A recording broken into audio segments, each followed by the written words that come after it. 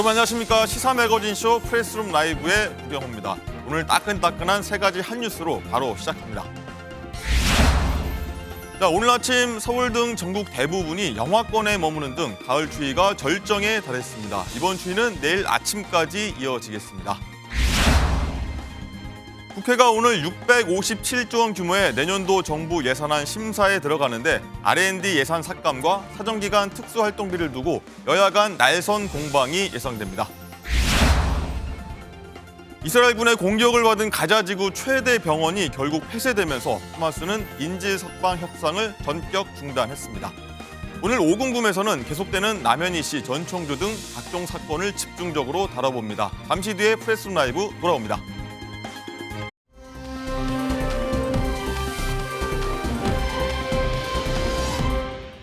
네, 프레스룸 라이브는 유튜브로도 함께 시청할 수 있으니까요. 댓글로 의견 많이 남겨주시기 바랍니다. 자, 오늘은 주말 넘어오면서 각종 사건 사고가 많아서요. 오늘의 궁금한 뉴스 5궁금으로만 꾸며볼 텐데요. 오늘의 궁금증 해결사입니다. 박상희 교수, 이웅혁 교수, 임주혜 변호사, MBN 장가희 기자와 함께 하겠습니다. 어서 오십시오. 안녕하세요. 안녕하십니까. 자, 먼저 전 펜싱 국가협회 선수 남현희 씨와 전 연인 전 총조 관련 새로운 의혹 나오는 얘기 계속 해볼 텐데, 장가희 기자, 전 총조에게 11억 원을 투자했던 펜싱 아카데미 학부모가요 입장을 냈는데 네. 송금한 돈이 모두 남현희 씨한테 흘러 들어갔다는 정황이 나왔어요. 네, 그렇습니다. 남현희 씨를 얼마 전에 전총조 씨의 이 공범으로 고소한 전문직 부부 얘긴데요. 이들은 애초 남현희 씨를 공범으로 지목한 데 대해서 전총조 씨와 남현희 씨를 함께 만난 자리에서 전총조 씨가 투자금을 요구했다면서 이 투자 사실을 남현희 씨 역시 알고 있었다, 이렇게 주장했습니다. 그런데 이 학부모 지난 6월에 주택담보대출까지 받아서 전총조 씨 측근 명의의 차명 계좌로 5억 원을 보냈습니다. 그런데 한 언론이 입수한 전총조 씨 차명 계좌를 봤더니요, 같은 날 두 차례의 거액이 빠져나갑니다. 벤틀리 대금이라면서 남현희 이름으로 3억 3천만 원, 또 남현희 씨의 본인 계좌로 1억 4천만 원이 이체가 된 겁니다. 네. 이 학부모는 자신이 보낸 돈 5억 중에서 4억 7천만 원이 그대로 남현희 씨에게 흘러 들어갔다, 이렇게 주장을 하고 있는데요. 이 학부모는 지난 2월 이후에 총 5차례 남현희 씨와 전 총조 씨를 부부 동반으로 만났고 투자 얘기를 나눈 건 최소 3차례라고 주장했습니다. 이에 대해서 남현희 씨 측은 남현희 씨가 전 총조 씨로부터 받은 거액이 학부모에게 받은 건지 아닌지는 알 수 없다, 이렇게 주장을 했는데요. 전 총조 씨가 출처를 밝힌 적이 없기 때문에 남현희 씨 공범으로 몰아가지 말라, 이렇게 주장했습니다.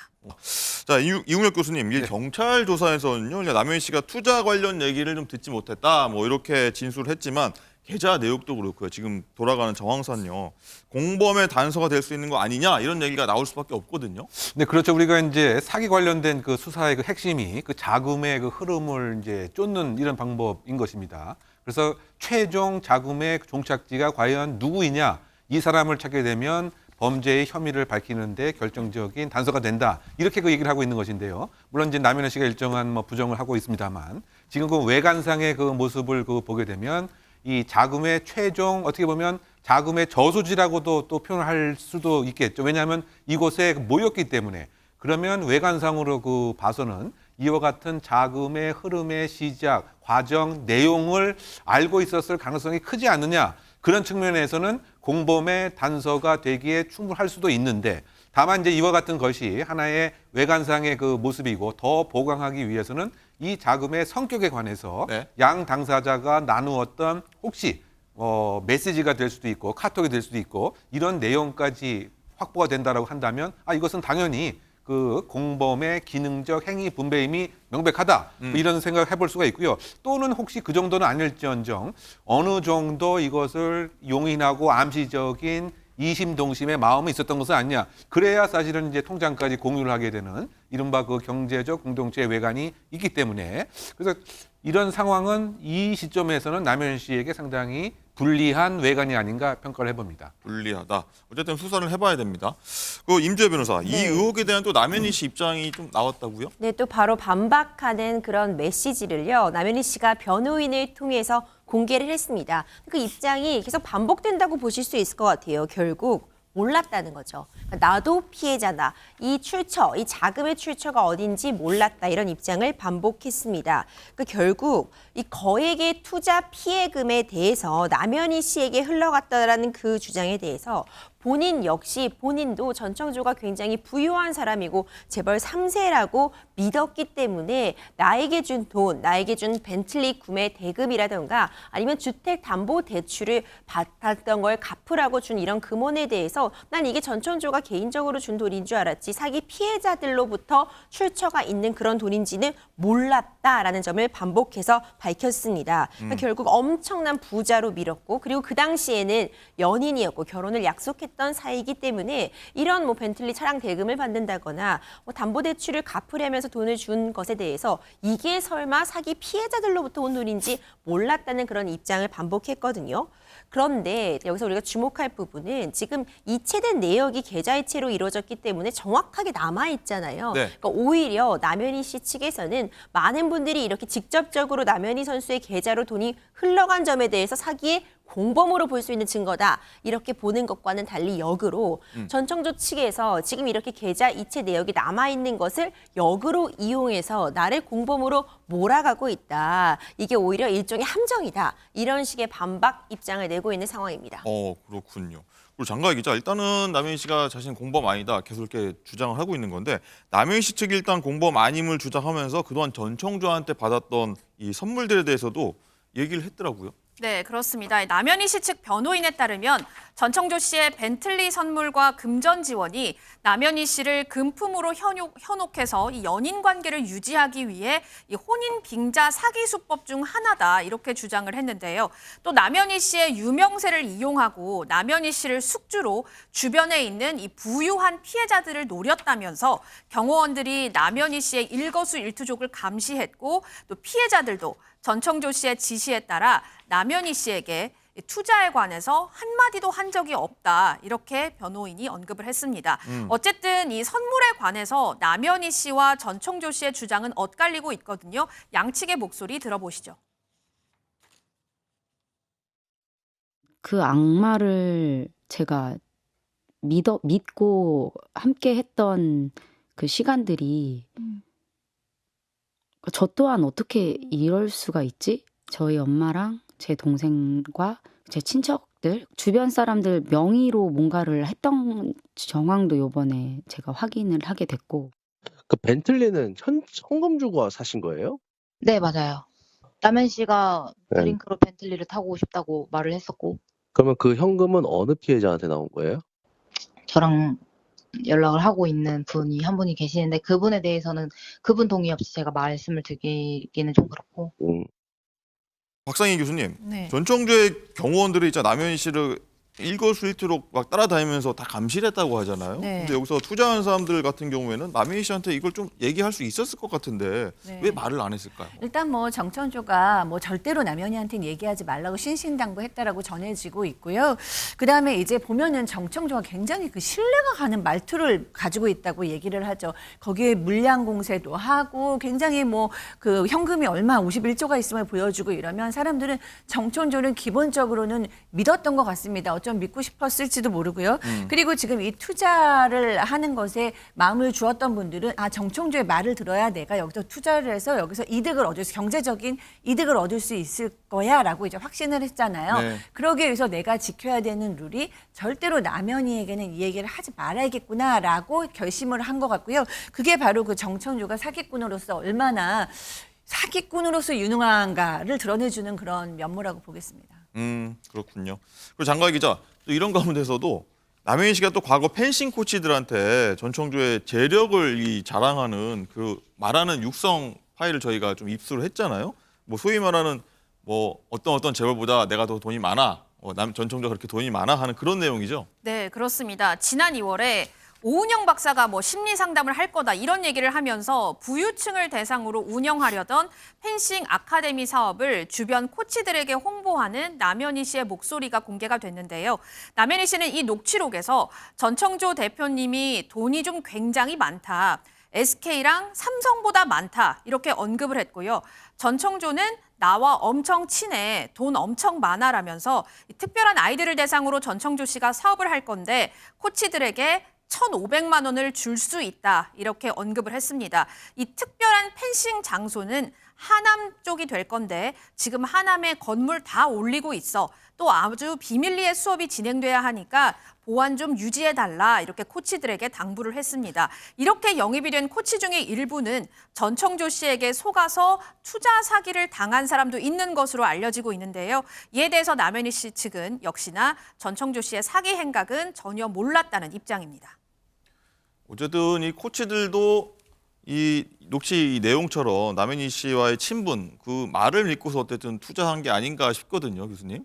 그렇죠. 결국은 이제 이 기본 구조의 사기 구조의 그 모습을 보게 되면 A가 일정한 기망 행위를 하고 B가 그것에 속아서 일정한 돈을 이렇게 지급하는 이런 모양으로 봤을 때 네. 지금 어떻게 본다면 그 남현희 씨가 기망의 역할을 분명히 한 것이 아니냐. 예를 들면 SK, 삼성, 그다음에 미국 IT 기업이라고 하는 포장지 효과, 후광 효과를 사용을 하고 네. 또 동시에 이것은 너에게만 특별히 제공을 하는 이른바 500만 원의 월급이 아니고 1,500만 원이라고 하는 네. 당근, 유인책 같은 이런 모습도 상당히 또 보이고요. 더군다나 이와 같은 내용을 다른 사람에게 얘기를 하면 안 된다. 이 보안 유지를 또 철저히 한 이런 모양으로 보게 되면 이와 같이 하나의 그 토양을 만들어 놓고 직접적인 이제 투자에 관한 얘기는 아마 전청조 씨가 한 것이 아닌가 보면 이 역시 혹시 그죠? 공범의 역할을 사전에 기획한 것은 아니냐라고 의심을 할 만한 대목이 충분히 되는 것이죠. 다만 지금 그 남현희 씨는 이 역시 나는 전청조한테 속아서 정말 그런 줄 알고 이렇게 얘기를 한 것에 이제 불과한 것이고 더군다나 다른 매체에서 그 인터뷰한 내용을 보게 되면 가까운 측근에 이렇게 뭐 피해를 줘서 상당히 그 유감이다. 결국 이제 이 펜싱이라고 하는 작은 이런 그 공동체에서 가장 지인인 코치에게 이와 같이 또 본의 아니게 피해가 생기게 된 그것에 대해서 이 자책감 아닌 또 죄책감을 이렇게 표현한 적도 있기 때문에 네. 정말 속았다라고 한다면 공범의 혐의가 없지만 어느 정도 안 상태에서 한다면 지금까지 쭉 얘기했던 것이 바로 직접적인 기망행위를 사실상 한 것일 수도 있다라고 하는 의심을 가질 만한 대목인 것이죠. 네. 임지혜 변호사님. 네. 일단 남현희 씨가 진짜 몰랐다면은 네. 뭐 공범 방조 이게 성립되지 않더라도 혹시나 민사소송으로 가면 또 다른 얘기가 될 수 있나요? 어떤가요? 굉장히 중요한 질문을 해주셨는데요. 지금 피해자들 입장에서는 남현희 선수를 공범으로 조사를 해달라고 주장을 할 수밖에 없는 상황입니다. 그도 그럴 것이요. 지금까지 확인된 사기 피해액만 28억 영원입니다. 근데 이게 사실 최소 금액이라고밖에 볼 수가 없어요. 수사를 진행하다 보면은 추가적인 피해자들이 더 나올 수도 있는 상황이거든요. 그런데 우리 이제 모두 알고 있습니다. 전청조는 28억 원을 갚을 능력이 없습니다. 없죠. 전혀 그 능력이 갖고 있지 못해요. 그렇다면은 현실적으로 피해가 구제받기 위해서는 그러니까 남현희 선수가 오히려 훨씬 더 자력이 있는 상태이기 때문에 피해자들 입장에서는 현실적인 구제 방안이 되려면 남현희 선수의 어떤 자금으로 피해를 구제받는 방법을 생각할 수밖에 없거든요. 그렇지만 그게 바로 가능한 것은 아닙니다. 기본적으로 남현희 선수도 지금 현재 피해자라고 주장을 하고 있고 결국 실질적인 배상 책임을 지려면은 이 전체의 사기 구조판에 대해서 남현희 선수가 적어도 인식을 하고 있었고 앞서 우리가 여러 가지 사정들에서 지금 확인을 했지만 이렇게 고가의 벤틀리 차량을 마치 전청조가 사줬다고 하고 이 부분을 SNS, 개인 SNS에 올려서 일종의 사기 범행에 있어서 도움을 준 부분은 지금 정말 모르고 그랬다고 하더라도 도의적인 책임을 질 수밖에 없는 부분이 있을 것 같아요. 결국 도의적인? 공개적으로 이 사람이 이렇게 재력이 있는 사람이야. 이 사람이 재벌 3세 이런 부분을 광고해 준 꼴이 되었거든요. 그리고 또 추가적으로 공개된 그런 녹취록들 보면은요.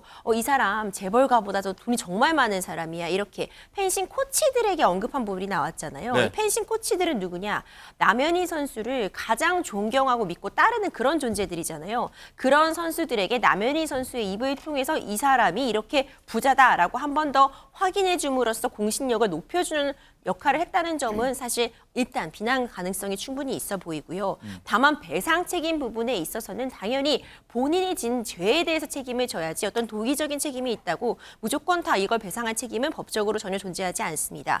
그렇기 때문에 공범 여부가 사실상 어떤 배상 책임을 지는 데 있어서 관건이 될 것으로 보이고 지금 언론에 많이 공개된 바처럼 그 남현희 선수가 SNS상에 공개되었던 그런 벤틀리 차량이나 명품 등에 대해서 지금 임의로 제출한 상태입니다. 이 부분에 대해서도 사실 지금까지는 공범이 아니기 때문에 사실상 압수품이 아니거든요. 이미 제출됐고 수사에 활용하기 위해서 지금 갖고 있는 거기 때문에 아무 혐의 없이 끝나면 원칙적으로는 남현희 선수에게 돌려줘야 되는 게 맞는 그런 물품 등입니다. 예. 하지만 이번 사안 같은 경우에는 만약 뭐 남현희 선수가 나중에 이걸 변제하겠다고 한다면 뭐 개인적으로 사실상 처분해서 대신 갚아주는 그런 형국이 되는 거고 남현희 선수가 다시 또 전청조에게 이를 구상하는 그런 방안까지 갈 수 있는 거거든요. 그러니까 결과적으로 이번 사안에 대해서는 결국 수사를 통해서 공범 성립 여부가 제대로 확인되는 것이 급선무일 것으로 보입니다. 공범 여부입니다. 알겠습니다. 자, 박상희 교수님 일단은 다시 뭐 아까 그 녹취 얘기로 돌아가면요. 뭐 남현희 씨가 이제 전청조가 삼성보다 돈이 더 많다 뭐 이런 얘기까지 하지 않았습니까? 뭐 듣는 사람이나 말하는 사람이나 이게 이상하다는 생각을 안 했을까요? 네, 전청조의 얘기를 아주 자세히 들어보면 이상한 것이 한두 개가 아닙니다. 근데 이제 그런 생각을 좀 하기 어렵게 만드는 행동을 이어가죠. 사실 곰곰이 생각해보면 삼성보다 돈이 많다? 이재용 회장의 자산이 뭐 10조 안팎으로 전해지고 있는데 네. 정청조가 가지고 있는 돈이 51조라는 게 사실 조금만 뭐 상식이 있거나 아니면 검색을 할 수 있으면 아, 이거는 좀 너무 상식적이지 않은데 라는 생각을 할 수 있죠. 그리고 뭐 예로 일론 머스크하고 펜싱 대회를 하기로 했다, 대결을 하기로 했다. 이것도 사실 상식적이지 않은데 그럼에도 불구하고 그렇다면 왜 사람들이 믿었을까? 이 사실은 정청조의 사기가 너무 능한데 거기에 보면 후광 효과를 느끼게 해줄 만한 너무 많은 것들이 사실은 있었습니다. 경호원을 데리고 다니죠. 뭐 씀씀이도 너무 크죠. 가장 좋은 집에서 살고 뭐 벤틀리 뭐 3, 4억 하는 차를 그다음에 이제 여자친구한테 선뜻 사주고요. 집 앞에는 선물이 뭐 산처럼 쌓여 있고요. 이런 것을 봤을 때 아, 저 사람이 정말 돈이 많은가 보다. 그렇다면 내가 저 사람을 믿고 한번 투자를 하거나 저 사람하고 같이 가면 나에게도 큰 유익이 있을 수도 있고 내가 정말 믿고 나면 내 인생이 또 바뀔 수도 있다. 뭐 이런 착각을 줄 수 있는 거죠. 그러니까 이런 식으로 한번 믿어버리면 그다음에는 인지 편향이 일어납니다. 그래서 인지가 완전히 믿고 싶은 쪽으로만 가는 거죠. 이제는 믿어야 하니까 믿는 거예요. 내가 믿고 싶은 것들만 믿는 겁니다. 그러다 보니까 이제 정청조가 거의 뭐 신격화될 수도 있을 만큼 모든 사람들의 막 그 주변 사람들의 신뢰를 얻은 것 같고요. 이래서 상식적으로 삼성보다 돈이 많다라는 것은 우리 일반 사람들이 들었을 때는 아, 그럴 리가 없는데라고 싶지만 그 주변 사람들은 그걸 다 이제 믿게 된 거죠. 일단요, 뭐 저희한테 이제 전청조가 재벌 3세 행세를 해서 속았다는 피해자 녹취가 있거든요. 저희가 그거 한번 듣고 오겠습니다. 올해 3, 4월쯤에 저한테 투자 권유를 계속해서 했었고요. 대기업 재벌 3세들과 투자 모임이 있다고 했었는데 무조건 이익을 볼 수밖에 없는 그런 투자가 있는데 중국에 학교를 설립한다고 했어요.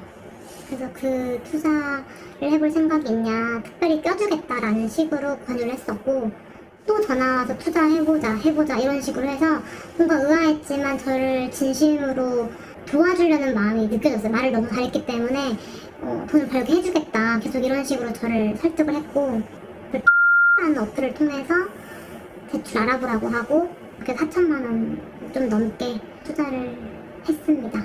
원금 보장도 해준다고 했고요.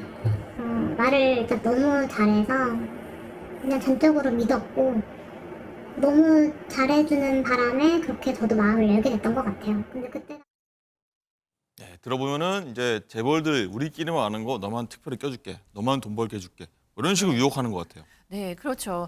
그러니까 이제 이 워낙에 재벌들의 사회는 이렇게 구별짓기라 해서 그들만의 어떤 리드 안에서 돌아간다고 전해지지 않습니까? 그런데 거기에 대해서 너만 특별히 끼워줄게. 그 얘기는 너 여기 들어가면 무조건 돈 벌어. 이제 이런 식의 기회를 주는 것 같잖아요.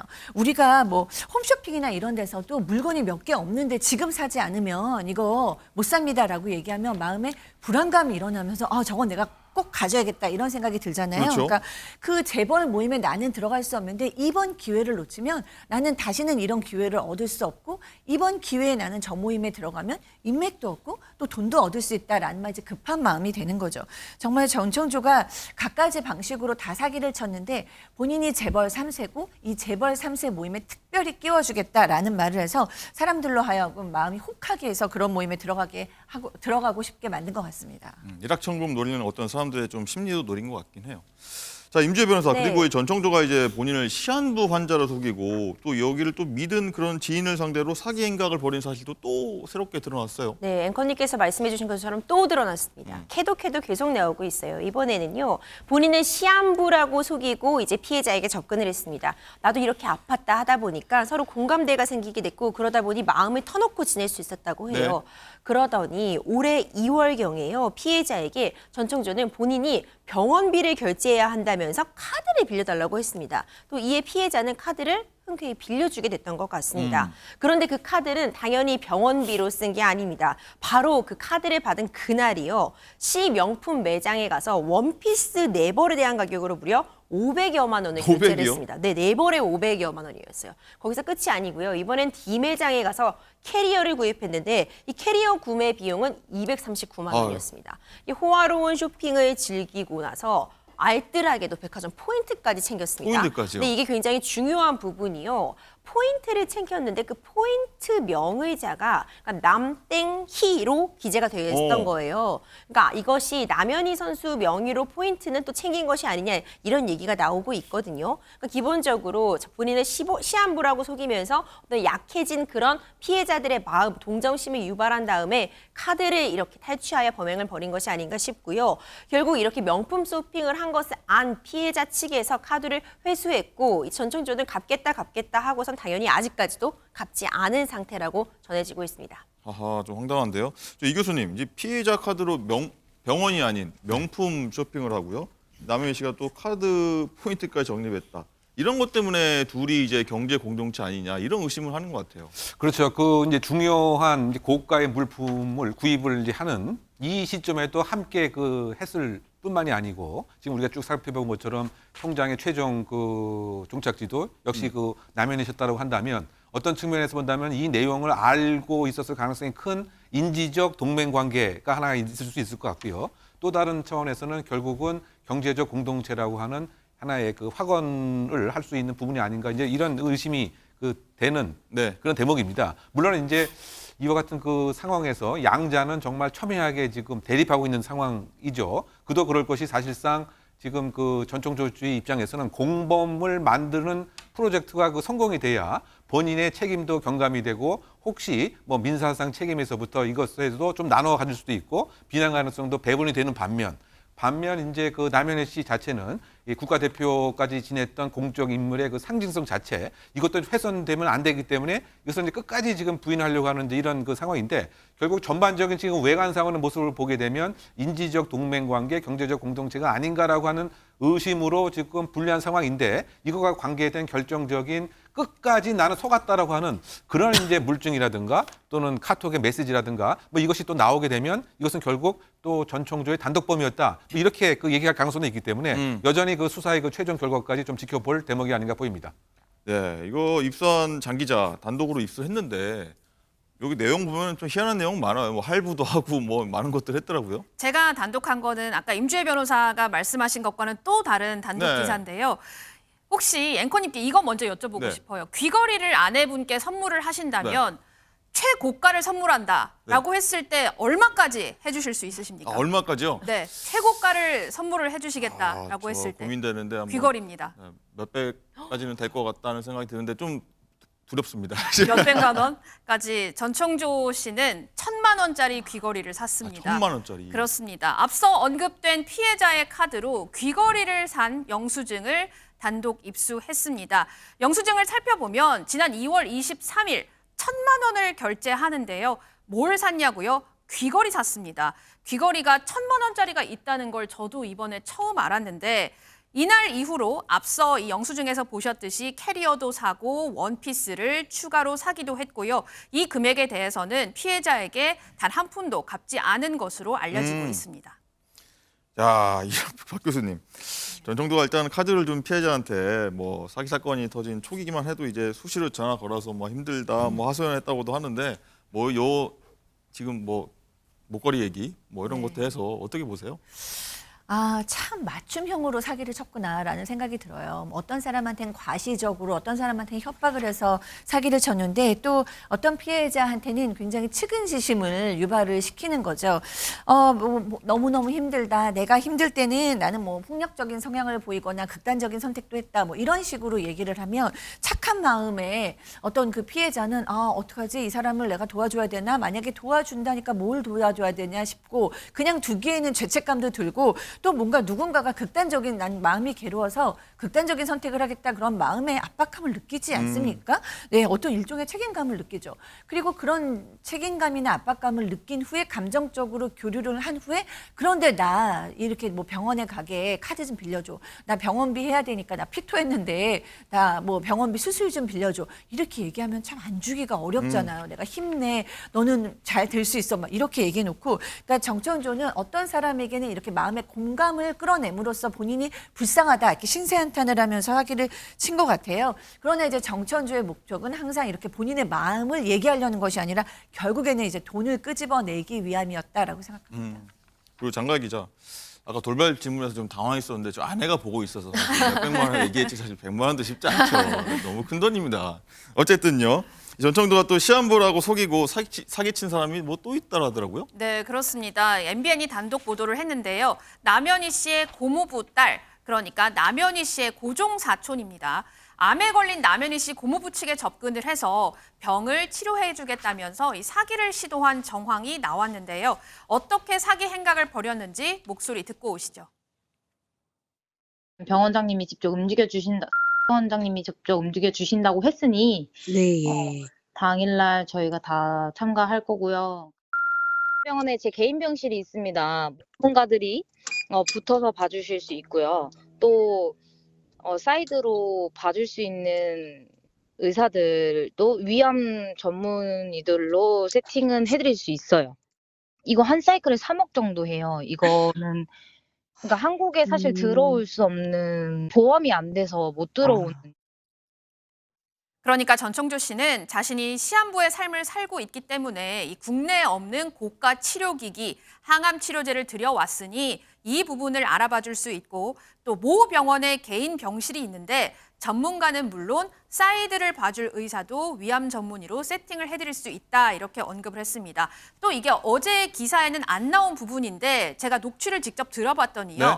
전청조 씨가 뉴욕에서 초빙한 선생님이 있는데 그 선생님까지 자기가 세팅을 해주겠다 이렇게 남현희 씨의 사촌에게 이렇게 언급을 하고요. 그러면서 3억을 운운했습니다. 남현희 씨 측은 전청조 씨와 고종 사촌 간의 대화를 전혀 몰랐다가 이번 사건이 불거진 후에 알게 됐다면서 분통을 터뜨렸습니다. 네, 변호사님 이제 남현희 씨 친척한테 이렇게 접근해갖고 뭐 이렇게 돈을 뜯어내려고 했나 봐요. 그렇죠. 뭐 사실 나약해진 마음이잖아요. 지금 아픈 사람에게 이렇게 접근했다는 것 자체가 굉장히 괘씸죄까지 더해져야 될 것 나쁩니다. 같고요.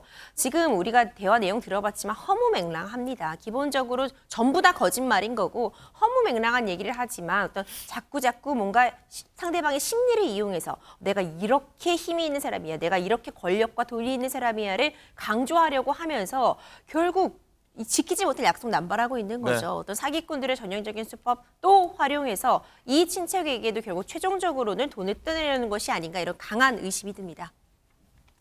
이 교수님, 네. 이 남현희 씨는 이런 대화가 오고 간지 전혀 몰랐다고 하다가 이번에 좀 사건 터지면서 알았다고 한 거 아니겠습니까?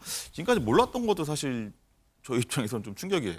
근데 이제 모르는 경우도 이제 많이 있을 수밖에 없는데 왜냐하면 이것이 하나의 그 로맨스 스캠의 그 변형된 형태입니다.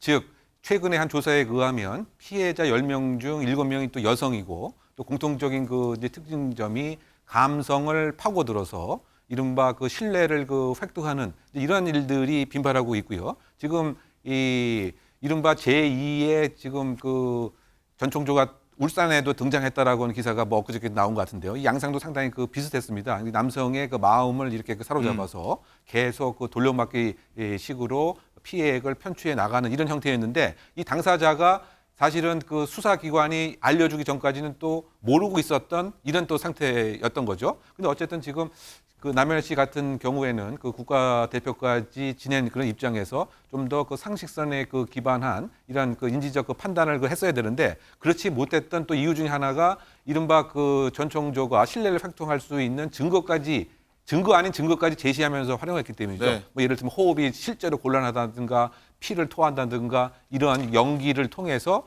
이 남현희 씨는 또 깜빡 속을 수밖에 그 없었기 때문에 이 사실도 최근에 이 사건이 불거져서야 가족이 피해자가 됐다라고 하는 것을 알았다. 이렇게 네. 지금 얘기하고 있는 상황인 것이죠. 알겠습니다. 이 얘기하면요 정말 밤을 새야 될 것 같아서 여기까지 하고요. 일단은 저희는 라이브 픽 보시고요. 5궁금으로 저희가 다시 한번 돌아오겠습니다.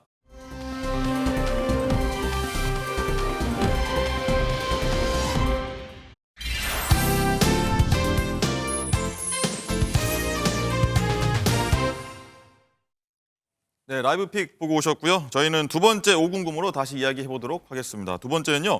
이혼 절차를 밟고 있는 최태원 SK그룹 회장하고 노소영 아트센터 나비 관장의 법정 다툼이 감정 싸움으로 치닫고 있다는 소식입니다. 자, 장가 기자, 이 내용 주말 내내 사실 시끄러웠어요. 네, 그렇습니다. 이 노소영 관장이 한 언론과의 인터뷰를 통해서 이혼 소송 중인 자신의 심경을 조금 허심탄회하게 밝혔는데요.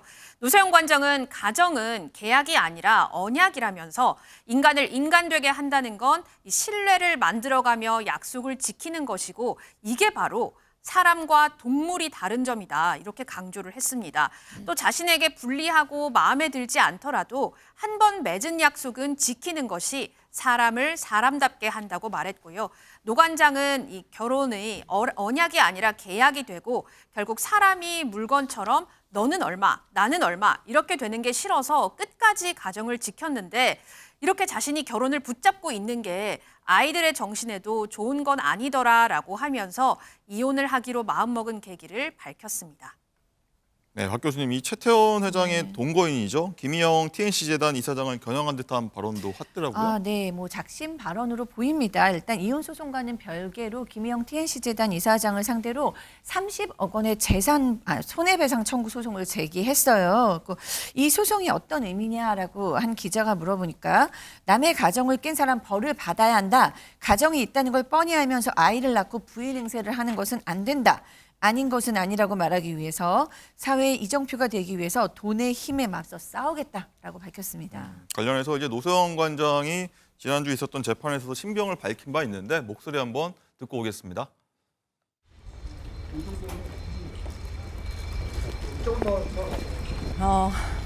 오랜 30여 년간의 결혼 생활이 이렇게 막을 내리게 된 거에 대해서 참담하다고 말씀을 드렸고요. 그리고 또한 기회를 빌어서 우리 가정의 일로 국민 여러분들께 많은 심려를 끼친 거 너무 죄송하고 민망하기 그지없습니다. 다만 바라는 것은 저의 이 사건으로 인해서 가정의 소중한 가치가 법에 의해서 지켜지는 그런 계기가 되기를 바람하지 않습니다. 아트센터 나비 퇴거 요구 관련해서는 혹시 한 말씀 부탁드립니다. 뭐 적정 위자료나 지분에 관해서는 어느 정도라고 좀 생각하세요? 네, 이렇듯 노 관장은 이제 가정의 소중함, 가정의 가치를 좀 거듭 이야기하고 있는데 또 최태원 회장 말에 따르면요, 이 두 사람의 관계는 좀 예전부터 안 좋았다고 하는데 이 박상희 교수님, 임재 교수 한번 말씀해 주시죠.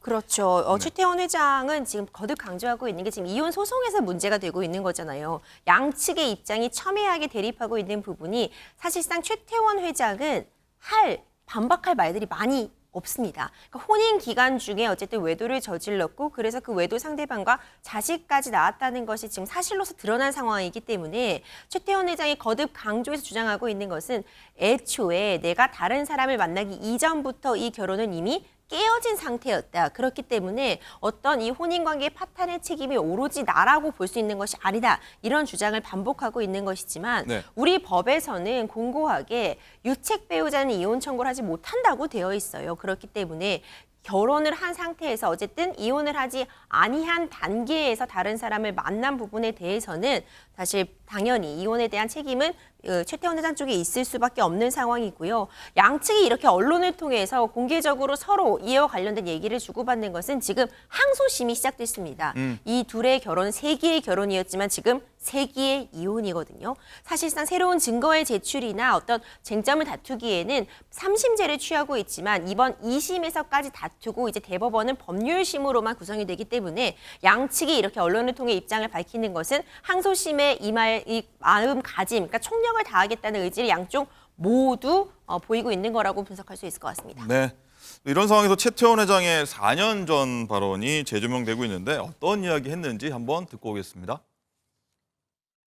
지독한 기업이 살아남기 위해서 무슨 일이라도 해서라도 살아남아야 된다. 공감 능력 제거입니다. 사람을 쳐다보지 않고 저는 일만 봤습니다. 저하고 아주 반대인 사람을 만났었어요. 돈 이런 건 전혀 관심이 없고 이슈 이런 게 아니라 좀 사람으로만 갑니다. 그래서 어떻게 저 사람은 나하고 이렇게 반대일까? 그리고 가만히 관찰해보니까 제가 자주한 사람을 봤습니다. 그래서 그때부터는 새로운 생각을 해보기로 했습니다. 최태원 회장이 그 사람이라고 지칭을 하는데 임 변호사님이 그 사람이라고 지칭하는 분이 이제 김희영 이사장을 지칭하는 거라는 말이 나왔어요. 그런 말이 많이 나왔고 시기적으로 그렇고 내용도 그렇고 사실상 이 김희영 이 이사장을 지칭하는 거 아니냐 이런 추측을 할 수밖에 없게끔 일부러 또 흘린 것 같아요. 네. 이 김희영 이사장 측면에서는 굉장히 뿌듯하고 기분 좋은 일일 수 있지만 사실상 이때도 법률상 혼인관계 유지되고 있는 상태, 지금도 마찬가지고요. 네. 그렇기 때문에 배우자에게는 굉장히 사실 화가 나게 하는 그런 발언일 수 있을 것 같고요. 물론 SK그룹 홍보실 관계자는 그 사람 특정된 거 아니다. 제3자일 수도 있다. 이렇게 그냥 애매모호한 답변만 남긴 상태였죠. 그랬군요. 예. 이 교수님, 그리고 이 밖에도 이제 최태원 회장은요, 노관장이 자신에게 유리하도록 여론몰이하고 있다 이런 비판도 했어요. 네, 더군다나 지금 그 해외 출장 기간임에도 불구하고 입장문을 공식적으로 낸 것은 주말에 냈죠? 네, 나름대로 또 자신의 항변 아니냐 항변할 거리가 있다라고 생각한 것 같습니다. 뭐 요약을 하게 되면 결국은 이미 다 결혼 생활이 파탄 났음에도 불구하고 이와 같은 노소영 관장 입장을 밝힌 것은 여론몰이를 위한 것이다. 바꿔 얘기하면 마치 비난의 그 강도를 높여서 증오를 제3자로부터 유발을 하려고 하는 이와 같은 것인데 그것의 가장 큰 목적 자체는 나중에 결정이 확실히 될 재산 분할과 관련돼서 유리한 입장을 취하려고 하는 것은 아니냐 이런 이제 그 얘기를 한 것입니다. 왜냐하면 과거에 재벌 관련된 이혼 소송 등에 있어서도 특유 재산은 일반적으로 재산 목록 상에서 빠지는 것이 보통인 것이죠. 이번에도 이제 그래서 사실은 650억 정도 받은 것에 혹시 더 받으려고 하는 것은 아니냐 이런 뉘앙스의 추진문도 좀 담겨져 있는 것 같고요. 또 어떤 측면에서는 동거인에 대한 일정한 공격 행위에 대해서 방어 아닌 또 방어를 해주려고 하는 이런 또 측면도 있는 것은 아니냐. 물론 이제 논란이 있습니다만 소멸시효가 다 지났음에도 불구하고 또 30억 유죄료 청구하는 거 이런 것을 그대로 보고는 있지 않으려고 하는 또 이런 심정에서 해외 출장 중임에도 불구하고 자신의 입장을 공식적으로 표명한 것이 아닌가 추정해 봅니다. 네. 일단은 두 사람의 항소심 재판 쟁점이 일단 재산 분할에 맞춰져 있는데 일단은 최 회장이 이제 다른 새로운 사람을 만나기 훨씬 이전부터 두 사람이 사실 거의 부부가 남남으로 지내왔다 이렇게 주장을 했는데 두 사람의 이제 결혼 생활이 어긋난 시점이 언제였냐? 여기에 따라서 위자료 규모가 좀 달라질 수 있다는 좀 관측들이 나오더라고요. 네, 맞습니다. 앞서 말씀해 주신 것처럼 1심 판단 살펴보면 위자료가 1억이 나왔고요. 재산 분할이 660여 원이 나왔습니다. 예. 그러니까 660억 원이 굉장히 큰 돈이긴 하지만 사실상 SK의 전체적인 재산 규모에 비하면 굉장히 미미하죠. 실질적으로 노소영 관장이 요구했던 건 이 최태원 회장이 보유하고 있는 SK 주식의 절반가량, 그러니까 굳이 금전적으로 환산하자면 1조 원 규모였거든요. 1심에서는 20분의 1 정도밖에 인정이 되지 않았습니다. 앞서 교수님께서 말씀해 주신 것처럼 SK 주식은 선대로부터 SK가 갖고 왔던 것이기 때문에 공동으로 형성 구성한 재산이 아니라고 봐서 주식이 아예 이 재산분할 대상에서 빠졌기 때문에 이런 결과가 나왔는데 사실상 위자료 1억 원을 놓고 보면은요. 통상적으로 우리가 이혼 소송에서 3천에서 5천만 원 정도 나오기 때문에 위자료는 1억 원이란 금액이 SK에게는 미미할 수 있으나 저도 깜짝 놀랐어요. 그렇죠. 네. SK에게 미미하지만 일반적인 재판으로 봤을 때도 많이 나온 건 맞거든요. 어쨌든 사실상 뭐 어느 시점에 결혼이 파탄 났는지가 이 소송에서 쟁점이 된다면은 위자료 액수에 가감은 있을 수 있지만 이번 소송은 사실 재산 분할이 포인트입니다. 그 액수, 그러니까 이번에 이 주식이 들어올 수 있느냐 없느냐가 어떻게 보면 이번 소송의 관전 포인트가 되지 않을까 싶습니다. 알겠습니다. 박 교수님, 이 두 사람의 가정사 이제 두 사람이 제일 잘 알고 뭐 재판도 진행 중이니까 한번 지켜봐야 될 텐데 이제 두 사람의 감정 싸움이요. 뭐 네. 이제 좀 쉽지 않을 것 같아요. 계속 이어질 것 그렇습니다. 뭐 이게 재산 분할 싸움이기는 한데 상당히 감정 싸움의 양상도 보이고 있고 노소영 관장이죠. 관장이 약간 이 여론의 중요성도 인지를 한 것 같습니다. 그래서 이제 본인이 여태까지 얘기하지 않고 있던 가정의 이야기, 여성으로서 이야기도 하고 있어요. 일단은 재산 분할이지만 그 이후에 뭐 자녀들이 탄원서를 냈다. 앞으로의 그 후계 구도는 어떻게 될 것이냐 이런 거에도 온 국민의 관심이 좀 집중되어 있고요. 그다음에 이제 나비 아트센터의 이전 문제는 어떻게 될 것이냐 뭐 이런 여러 가지 것들에 온 국민의 관심이 집중되어 있고 또 둘의 싸움도 상당히 지리할 것 같습니다. 모든 분들의 관심 있는 사항이라 저희가 한번 다뤄봤고요. 다음 사건으로 한번 넘어가 보도록 하겠습니다.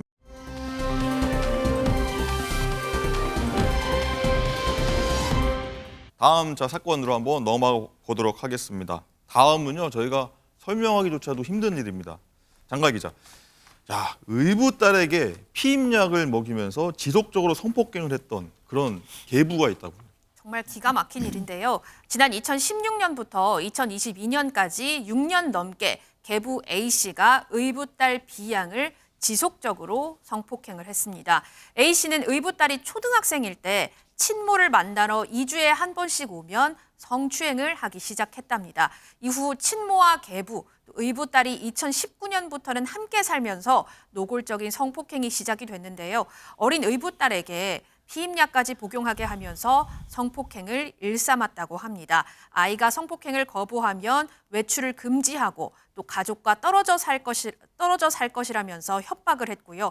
또 친모에게 의붓딸이 이 사실을 알렸대요. 그런데 친모는 딸에게 애교를 부리며 계부의 비위를 맞춰줄 것을 종용했다라고 합니다. 박 교수님, 이거를 네.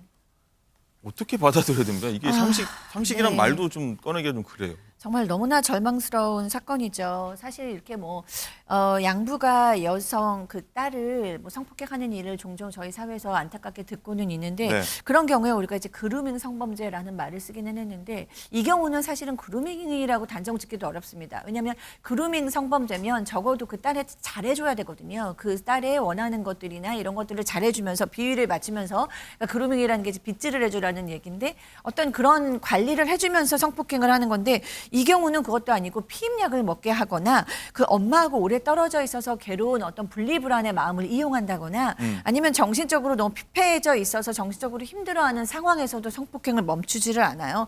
그래서 너무나 악랄한 성폭행, 너무나 성범죄라고 생각을 하고요.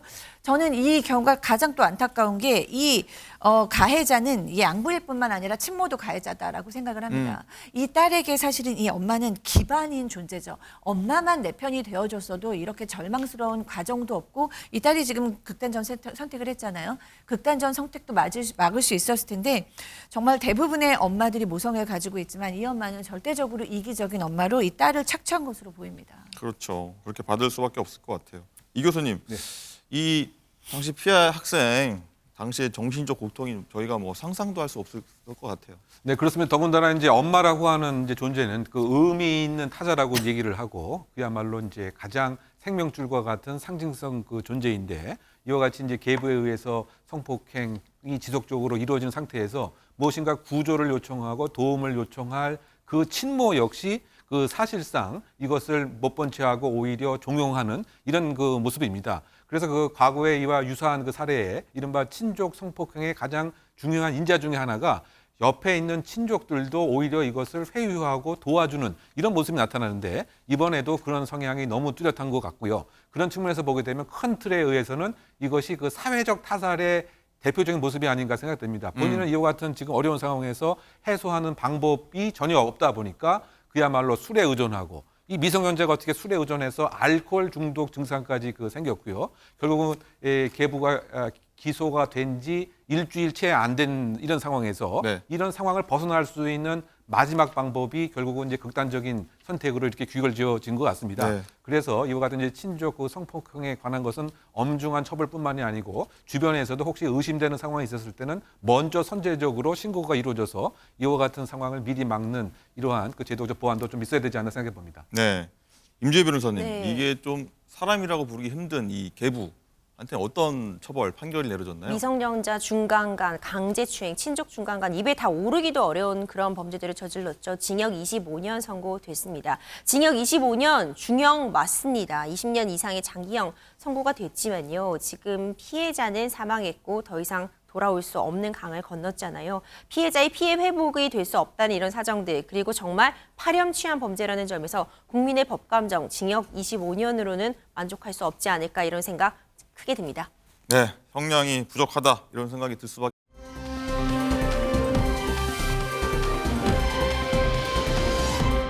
자, 다음 5궁금으로 넘어가도록 하겠습니다. 자, 지난 4월 중고등학생 6명이요. 여중생 1명을 폭행하고 속옷만 입힌 채로 촬영을 하는데 협박을 하는 사건이 있었습니다. 장가 기자, 이 피해 학생 부모가요.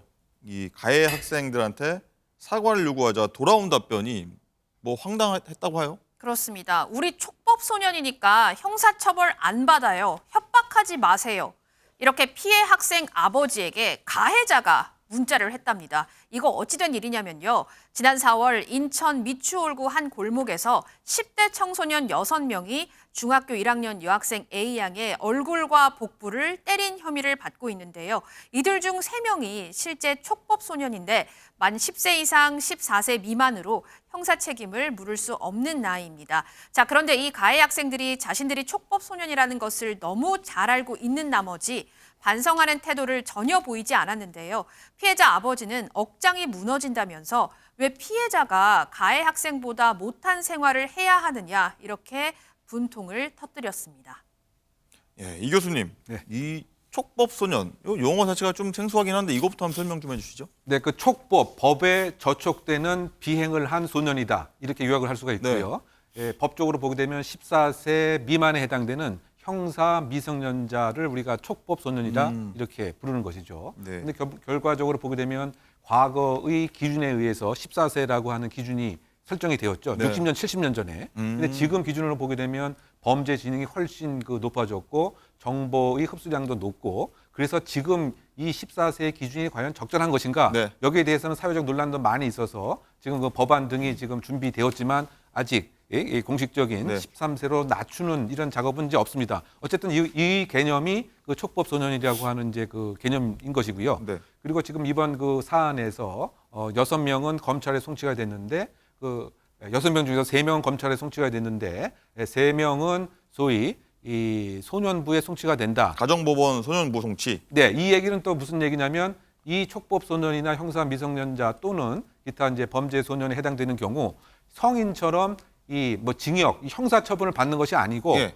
보호 처분을 받는 것이 주가 되는 것이 소년부에 대한 송치입니다. 결과가 나왔을 때 말이죠. 그런데 그 보호 처분이라고 하는 것이 보호 처분 1호부터 10호까지 있는데 10호 즉 9호와 10호는 이른바 소년원에 가서 2년 동안 교육을 받는 것이고요. 나머지는 대부분 보호자에 인계된다든가 교육을 받는다든가 상담을 한다든가. 집에 가는 거네요. 네, 그리고 관찰과 감독은 보호관찰관에 의해서 이루어지긴 합니다만 보호관찰관의 수가 턱없이 부족하고 이러다 보니까 형식적인 이와 같은 감독과 교육이지 실질적으로 이와 같은 촉법소년들에게 행상, 성격을 교정하고 이런 효과는 없다. 즉, 이 형식적으로만 이루어지다 보니까 형사들 앞에서 조사할 때도 형사 아저씨 나 시간 없으니까 촉법인데 빨리 끝냅시다. 이렇게 실질적으로 현장에서 얘기한다는 거죠. 네. 그러다 보니까 지금 이 사안에서도 부모가 진심 어린 이와 같은 용서를 구하거나 피해에 대한 변제라든가 이런 것은 얘기한커녕 어차피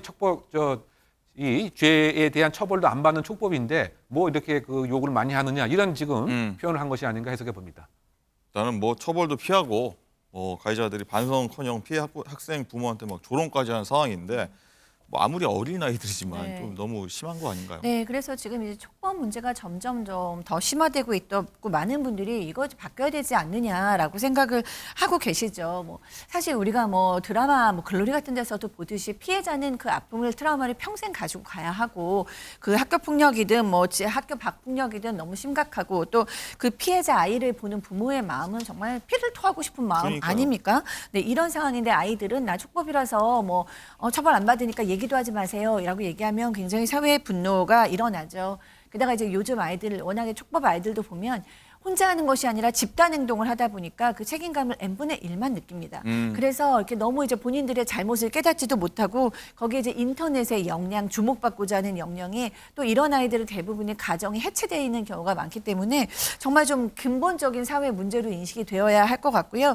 어쨌든 이제 이 아이들이 어리더라도 본인의 죄에 대해서는 책임을 질 수 있는 어떤 방향이 필요하다. 그것이 피해자를 위해서나 또 이 가해인 아이들도 앞으로 살 날이 창창한 아이들인데 본인의 잘못됐다라는 걸 깨달아야 하지 않겠습니까? 그런 면에서 뭐 소년법 개정 이런 많은 목소리가 나오고 있습니다.